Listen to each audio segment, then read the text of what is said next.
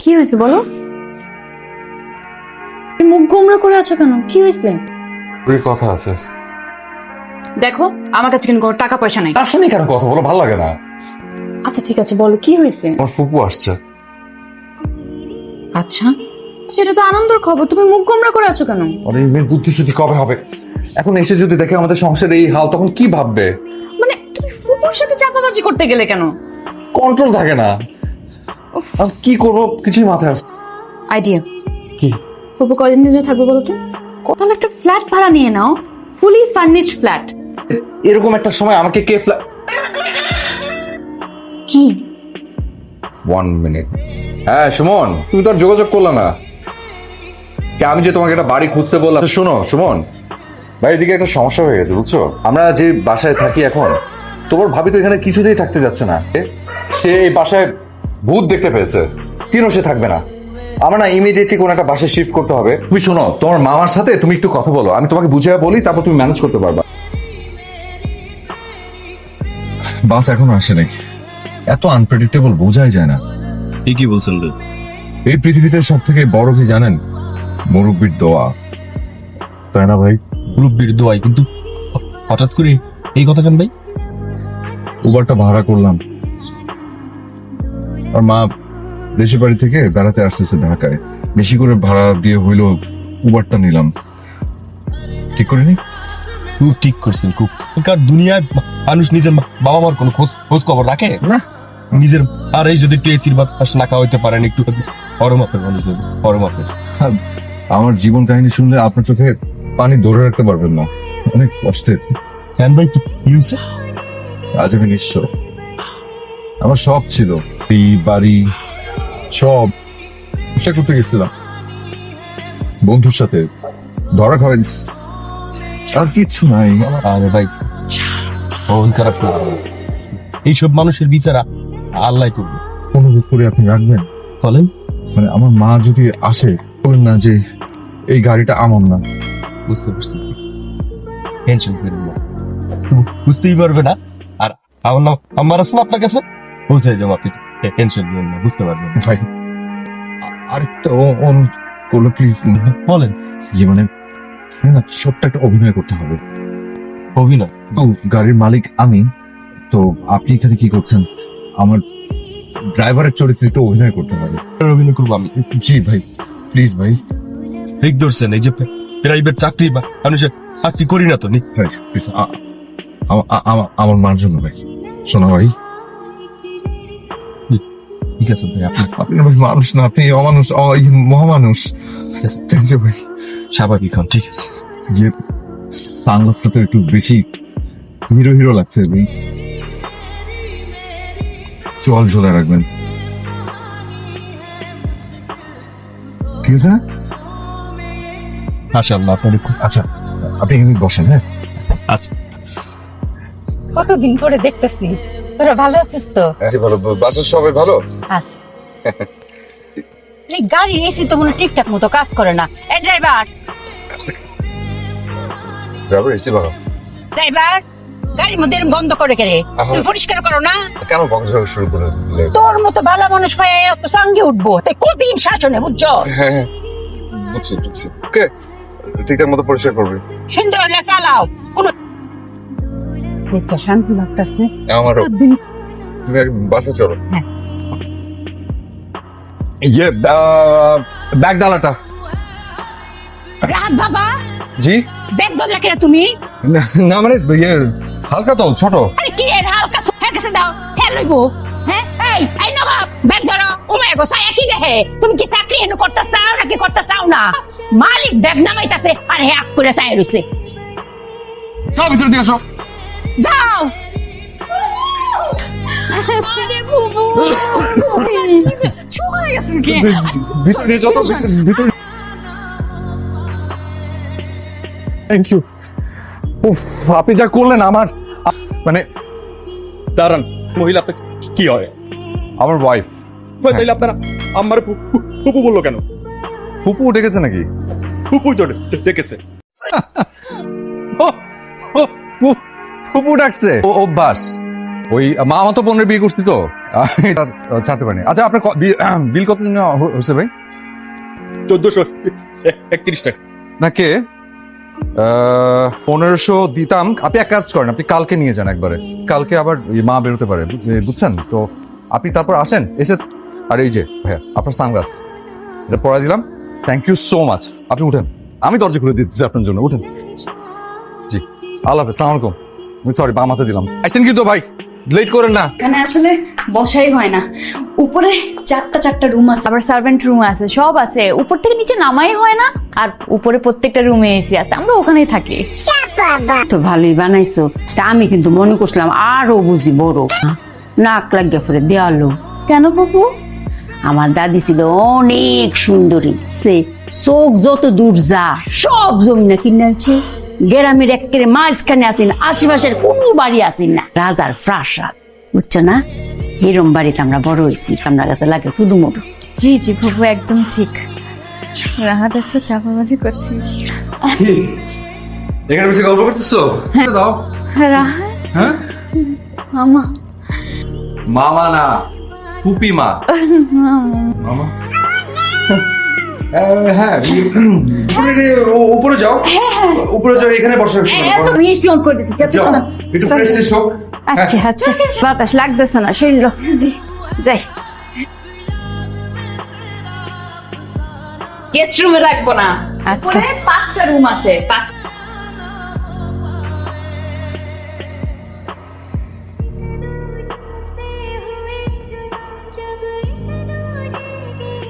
এত কেন করছি? রুমে দিয়ে আসছো? কি যে বাঁচালো। বুঝতে পারলাম না, তুমি এত চাপাবাজি কোত্থেকে শিখছো? তাই আচ্ছা ঠিক আছে, যে আমি না হয় আমার ফুপুর মতো হয়েছি, তোমার বাবা মা তো ভীষণ ভালো, তুমি কার মতো হয়েছো? তাই তো, আমি কার মতো হয়েছি? এই যে নবাব, বাহির হন। দরজাটা খুলবে কে? খুলবে, দরজাটা খুলবে কে? কি বৌমা, কি দিত না? আমরা মালিক, দরজা খুইলা দিতে হয়। দরজা খুলো। ঠিকই তো বলছে, দরজা কে খুলবে? মুরব্বী মানুষ না? আর চাহাতে এই বোকা ছেলেটাকে কেমনে বুঝাবো আমি, বলেন তো? চাকরি ছেলে সাথে সাথে চাকরি দিয়ে দেয়। এই ভাই আমি এতিম, আমি সংসার চালাতে পারছি না, এই যে গলে গেল। তাকে আসো কেন? দরজাটা খুলে দাও। দরজা খুলো। কেমন রাগ দেখায়? ওই দিক থেকে দরজা খুলো।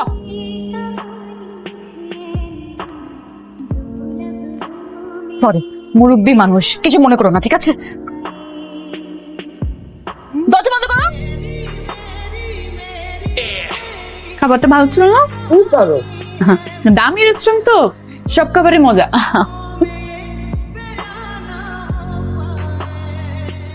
দাগ লেগে গেছে, আপনি বসুন, আমি আসতেছি।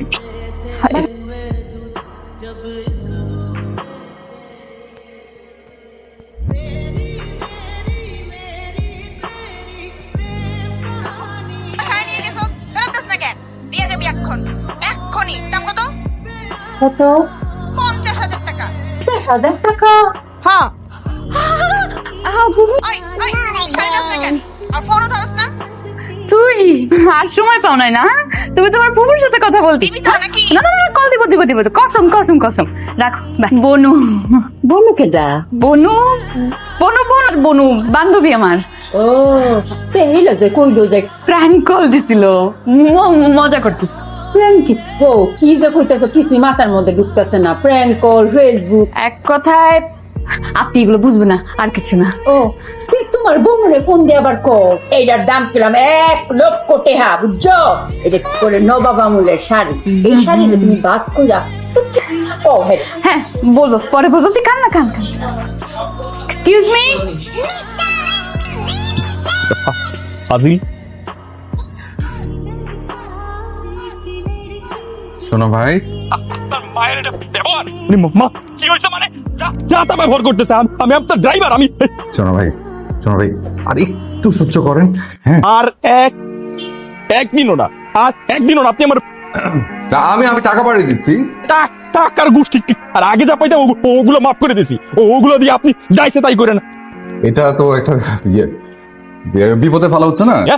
আপনি যদি এরপর আমার আর ফোন দেন, আমি আপনার মারে বলে দিব জানি করতেছেন মিয়া, চাপাবাজ মিয়া, আপনার ফ্যামিলি সহ চাপাবাজ, দেখেন মিয়া ফোন। চাকরি নট তোমার আজকে থেকে। বেয়াদব। কেমন? কি না ভাই? আরে বলো না, আমার ড্রাইভার চাকরি থেকে বের করে দিলাম। অকৃতজ্ঞ, কোনো দিন এদের মন খুশি করতে পারবে না। 1,000 টাকা বেতন দিতাম, বললাম যে আরো বাড়িয়ে দিচ্ছি, সে করবে না। চাকরি পেয়েছে, ওখানে যাবে চাপাবাজি। 30 চাকরিটা আমারে দেন না। আরে কি যে বলো ধর। আপনি জানেন আমি কত টাকা বেতন পাই জানেন? কত? 28,000। তাই? জি ভাই। ঠিক আছে, দেখি বসকে বলে দেখি তোমার বেতন বাড়ানোর ব্যবস্থা করবো। জি ভাই প্লিজ। বেতন বাড়ানো না। জি। ঠিক আছে, যাই। ওকে ভাই। দমটা বন্ধ রাখছি একটু। তুমি করো, কাজ করো। উফ, আল্লাহ, ড্রাইভার, এটা কোনো কথা? কে এটা সহ্য করবে? ফুপুকে ম্যানেজ করতে পারলে না? তুমি একটা ড্রাইভার ম্যানেজ করতে পারলা না? মল থেকে বের হলাম, বের হয়ে দেখি গাড়ি নাই, ড্রাইভার নাই, কেউই নাই। কষ্ট করে ম্যানেজ করে সিএনজি নিয়ে আসছি। কি চাপা মারলে? আমাদের গাড়ির ইঞ্জিন নাকি নষ্ট হয়ে গেছে, সেখান থেকে আগুন ধোঁয়া বের হচ্ছে। আর 2 সপ্তাহ পর্যন্ত এই গাড়ি ঠিক হবে না।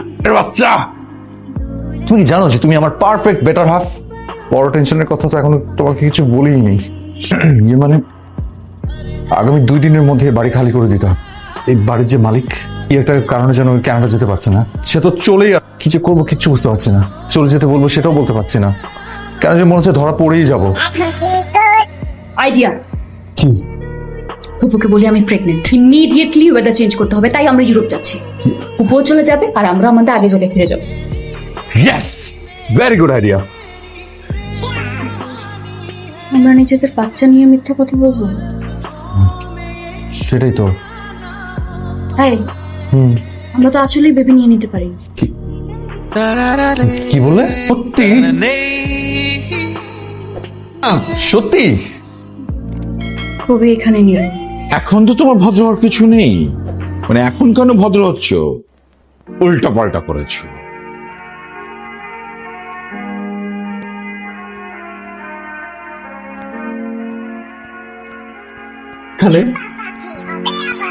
আমি এখানে থাকবো না তো কই থাকবো? এই বাড়িটা হচ্ছে আমার ভাইয়ের ছেলে, সে হচ্ছে বিশাল ব্যবসায়ী। ঢাকা শহরে এরকম 3-4টা বাড়ি আছে। আমি জানতাম তুমি একদিন আমারে খুঁজে বের করবা, যে একদম এই বাড়ির গেটের সামনে এসে দাঁড়াবা। ফোনা করি না। কি ব্যাপার, কথা বলতেছো না কেন? পাথর, আই বিকেম স্টোন, মানে আমি পাথর বনে গেছি। তোমার বাড়িটি তোমার ভাতিজা, আরো তারপরে এই বাড়িটি হচ্ছে কি আমার বাড়ি। এই যে আমার কাছ থেকে পটিয়ে পাঠিয়ে তোমার ভাস্তা ভাড়া নিয়েছে। তোমার চাপাবাজিতে একদম কমে নাই। হ্যাঁ, সেই চাপাবাজিতে তুমি আরো উন্নত হয়েছো। প্লিজ, ও আমার বোনের ছেলে, আমার ভাগনা। আমার ভালোবাসা পাবার জন্যে, সম্পর্কের উন্নতির জন্য হয়তো ছোট করে মিথ্যাও বলেছি, কিন্তু যখন আমাদের সম্পর্ক দূরত্ব বেড়ে গেল, একটি চাপাবাজি করিনি। আমি আজ সাকসেসফুল মানুষ, ব্যবসায়ী, পার্সোনাল। এখন তো তুমি আমার সামনে বসে এত বড় একটা চাপাবাজি করছো। এক্ষুনি প্রমাণ করে দিচ্ছি যে এই বাড়িটি আমার। তোমার ছবি কোথায় তোমার ছবি?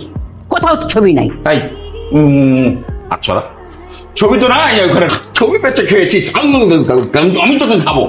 আমি বেঁচে গেছি বাবা, কিন্তু ছবি বেঁচে গেছি সত্যি। তাহলে ছবি গেল কোথায়? আমি খাইছি। তোমার প্রমাণ হলো যে আমি এই বাড়ির মালিক না? এটা প্রথম প্রমাণ যে এই বাড়িটি আমার। দ্বিতীয় প্রমাণ হবে তোমার ছবি ঢেকে রাখ। রাহাত, সাজিয়ে রাখো। রাহাত, আমরা সরি করে দাও ফুপু। সরি বললে এখন আর কি হবে? এত চাপা, যেই চাপা তুই সীমা ছাড়াই গেছিস, মানুষের সাথে পর্যন্ত চাপাবাজি করতে শুরু করে দিয়েছিস। যেমন ধরো আমাদের দুজনের, আমরা একটু চাপা মারতাম। জীবন থেকে অনেকগুলো বছর হারিয়ে গেছে, আমাদের সেজন্য অনেক ক্ষতি হয়েছে। আমাদের এটা হয়নি। বিশাল তরুণ তোমরা কথা চাপাবাজি বানিয়ে বলা, এগুলো কিন্তু যাবে না। তো এটা কঠিন হিসেবে ওটা উল্টে তার দিকে ফিরে আসে। তালা যেন আমাদের যে ক্ষতি হয়ে গেছে তোমাদের যেন তা না হয়। তোমাদের জন্য কোনো একটা ব্যবস্থা আছে জানো। আমরা আজ থেকে এখনই আজ থেকে আমরা আর মিথ্যে বলিব না। আজ থেকে আমরা আর মিথ্যা বলিব না। আমরা আর কোনোদিন চাপাবাজি করিব না। কি ব্যাপার বলছো না কেন? আমরা আর কোনোদিন চাপাবাজি করিব না। কোনোদিন চাপাবাজি করিব না। তাহলে আমাদের ভবিষ্যৎ সুখের হবে, কাছের হবে, ভালো হবে। ভালো হচ্ছে না শপথটা? খুব সুন্দর হয়েছে